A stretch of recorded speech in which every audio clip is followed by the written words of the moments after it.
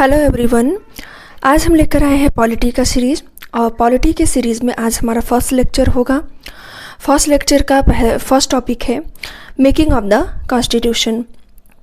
इस टॉपिक को हमने 4 सेक्शन में डिवाइड किया है। Demand for a constituent assembly और उसका कंपोजिशन, वर्किंग एंड कमिटी। हमने 4 सेक्शन में से डिवाइड किया है जिससे इजीली इसको समझ में आ सके कि एक्चुअली कॉन्स्टिट्यूएंट असेंबली के बारे में जो भी चीज़ें हैं उसे हम समझ पाएँ। तो इस 4 सेक्शन को स्टेप बाय स्टेप हम कवर करेंगे। उसके पहले हम आपको ये 2 चीज़ें बताएंगे कि ये पूरा चैप्टर ही क्या है, पूरा फैक्ट बेस्ड है। या तो आप वीडियो को पॉज करके तुरंत लर्न करते हुए चले या इसको नोट डाउन कर लें, तो जैसा आपकी मर्ज़ी आप दोनों कर सकते हैं। और दूसरी बात ये कि यहाँ से क्वेश्चन आने की जो प्रोबेबिलिटी है वो 80% है, यानी कि यहाँ से क्वेश्चन मोस्टली आते ही आते हैं, आप किसी भी लेवल का एग्ज़ाम दे रहे हो। तो चलिए हम इस टॉपिक को स्टार्ट करते हैं। पहला है हमारा डिमांड फॉर कॉन्स्टिट्यूएंट असेंबली। देखिए, कॉन्स्टिट्यूशन बनने से पहले हमारी कॉन्स्टिट्यूएंट असेंबली बनी थी। उसके लिए डिमांड कब से स्टार्ट हुआ और कब जाके एंड होता है, तो इन दोनों ही चीज़ों को हम जानेंगे सीरीज़ में। तो पहला क्या था कि 1934 में पहली बार एक आइडिया लेकर आए थे एम एन श्रीनिवास कि कॉन्स्टिट्यूएंट असेंबली को बनाया जाए। तो फर्स्ट टाइम किसने कॉन्स्टिट्यूएंट असेंबली की डिमांड की थी? एम एन रॉय ने। फिर क्या हुआ कि 1935 आया। अगले साल ही क्या हुआ कि आईएनसी ने ऑफिशियली डिमांड किया कि हमको कॉन्स्टिट्यूशन बनाना है। आईएनसी मतलब इंडियन नेशनल कांग्रेस। फिर क्या हुआ कि 1938 आया। 1938 में जवाहरलाल नेहरू जी आईएनसी के बिहाफ में डिक्लेयर करते हैं कि फ्री इंडिया का जो कॉन्स्टिट्यूशन बनाया जाएगा वो बिना किसी आउटसाइडर के इंटरफेरेंस के होगा। तो ये था 1938 में जवाहरलाल नेहरू के द्वारा ऑफिशियली डिक्लेयर किया गया। तो ये 1938 में हुआ। फिर 1948 में अगस्त ऑफर आता है। अगस्त ऑफर में क्या होता है कि ब्रिटिश गवर्नमेंट एक्सेप्ट कर लेती है इस डिमांड को कि वो कॉन्स्टिट्यूएंट असेंबली बनाने देगा। फिर क्या होता है 1946 में अगेन एक कैबिनेट मिशन आती है हमारे देश में। कैबिनेट मिशन ने एक स्कीम जो है लेकर आया कि कॉन्स्टिट्यूएंट असेंबली को बनाने दिया जाएगा। देखिए, एक चीज़ यहाँ और जान लीजिएगा साथ में ही कि जब कैबिनेट मिशन भारत में आया था तो उस टाइम यहाँ के वायसराय कौन थे? तो उस टाइम यहाँ के वायसराय थे लॉर्ड वॉवेल। तो ऐसे ही फैक्ट्स हैं, पूरा ही चैप्टर ही फैक्ट बेस्ड है।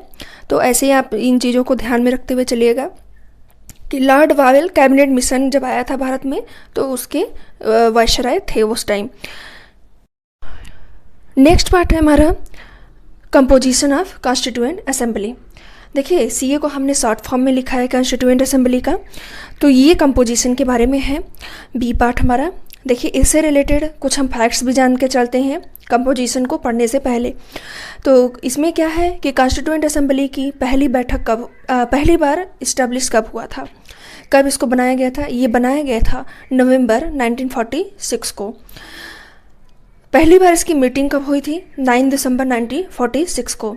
देखिए, ये फैक्ट्स जो है स्टेट पीएससी वगैरह में सीक्वेंस करने को पूछता है, यूपीएससी में भी आ जाते हैं कि जैसे फर्स्ट मीटिंग कब हुआ था, ऐसे करके। तो एक नेक्स्ट है हमारा फर्स्ट इंटरिम नेशनल गवर्नमेंट कब बनाया गया? इंटरिम नेशनल गवर्नमेंट बनाया गया था 24 अगस्त 1946 को। देखिए, यूपी पीसीएस ने डायरेक्ट इस फैक्ट से क्वेश्चन पूछा था 21 में कि 20 में ऐसे क्वेश्चन पूछा था कि पहली बार इंटरिम नेशनल गवर्नमेंट कब बनाई गई थी।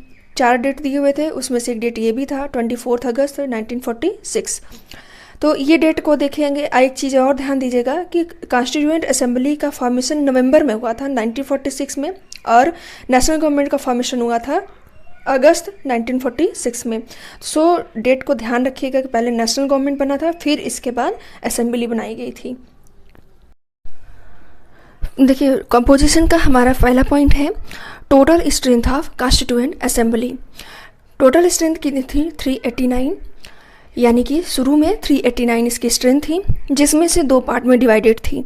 पहला ब्रिटिश इंडिया के पास गया था, दूसरा था प्रिंसली स्टेट। 2 पार्ट में डिवाइड किया गया था, यानी ब्रिटिश इंडिया वो एरिया जहाँ पे ब्रिटिश गवर्नमेंट रूल कर रही थी, और प्रिंसली स्टेट वो स्टेट जो अभी भी राजा महाराजाओं के पास में थे। तो ऐसी सीटें 296 जो है ब्रिटिश इंडिया को मिली थी और प्रिंसली स्टेट को मिली थी 93। तो दोनों को मिलाएंगे तो 389 होगा। अब सेकेंड कंपोजिशन में सेकेंड पॉइंट हमारा है एलोकेशन ऑफ सीट। सीट कैसे एलोकेट की गई थी? जो प्रोविंशियल स्टेट थे और ब्रिटिश इंडिया थी, प्रिंस दोनों को ही उनके पॉपुलेशन के रिस्पेक्टिव में सीटें अलॉट की गई थी, यानी कि एक सीट पे 1 मिलियन पॉपुलेशन होनी चाहिए नियर अबाउट। ठीक, दोनों में क्या था सीट का allocation? In proportion to population. हालांकि जो ब्रिटिश इंडिया थी उसने अपनी सीट को 3 पार्ट्स में डिवाइड किए थे, general, Muslim and Sikh. General में वो लोग आते थे जो इन दोनों को हटाकर, इन दोनों को हटाने के बाद जो लोग बचते थे वो जनरल की कैटेगरी में आते थे। नेक्स्ट आगे बढ़ते हैं। थर्ड है हमारा representative of each community to elected by members of that community in proportionate representation by means of single transferable vote। यानी कि कम्युनिटी के जो रिप्रेजेंटेटिव होते थे उनको सिंगल ट्रांसफरेबल वोटिंग सिस्टम के द्वारा रिप्रेजेंट किया जाता था, उनको इलेक्शन किया जाता था। फोर्थ है हमारा रिप्रेजेंटेटिव ऑफ प्रिंसली स्टेट। उनका क्या होता था? उनका इलेक्शन होता था या नॉमिनेट किया जाता था। तो जो प्रिंसली स्टेट के रिप्रेजेंटेटिव होते थे उनको नॉमिनेट किया जाता था हेड के द्वारा, उनका इलेक्शन नहीं होता था, उनका क्या होता था? नॉमिनेशन होता था। देखिए, जैसे कि मैंने आपको पहले ही बताया कि सीट का डिवीज़न हुआ था, सीट का डिवीज़न हुआ था प्रिंसली स्टेट और ब्रिटिश इंडिया में। तो प्रिंसली स्टेट को मिले थे 93 सीट और ब्रिटिश इंडिया को मिले थे 296। इस सीट में क्या हुआ था कि प्रिंसली स्टेट जो थी अपने यहाँ 1 सीट पर मिलियन पॉपुलेशन पे नॉमिनेट करती थी, अपने यहाँ के लोगों को नॉमिनेट करती थी। वही ब्रिटिश इंडिया इस सीट को 3 पार्ट में डिवाइड किया था, यानी कि 296 सीट को 3 जगहों पे डिवाइड किया था, general, Muslim and Sikh candidates में। तो मुस्लिम और सिख को हटाकर जो लोग बचते थे उन्हें जनरल कैटेगरी में रखा जाता था। तो इसीलिए जब यहाँ पर रिप्रेजेंटेशन आती थी, इसके अंदर बहुत से कम्युनिटीज़ भी तो होते थे, तो जो इन कम्युनिटी का रिप्रेजेंटेशन होता था तो उनका जो रिप्रेजेंटेशन का मीडियम था, यानी कि इलेक्शन होने का मीडियम जो था वो था इन proportionate bye means of single transferable vote. यानी कि ब्रिटिश इंडिया में ये सिस्टम चलता था सिंगल ट्रांसफरेबल वोट वाला, लेकिन प्रिंसली स्टेट में वहाँ पे नॉमिनेट किया जाता था हेड के द्वारा। तो यहाँ हम कह सकते हैं, ये एग्ज़ाम में क्वेश्चन पूछा भी गया है कि कॉन्स्टिट्यूएंट असेंबली किस तरीके की बॉडी है। Constituent assembly partly elected and partly nominated body है, पूरी तरीके से ना इलेक्टेड है ना ही पूरी तरीके से नॉमिनेटेड है, ये दोनों का हिस्सा है।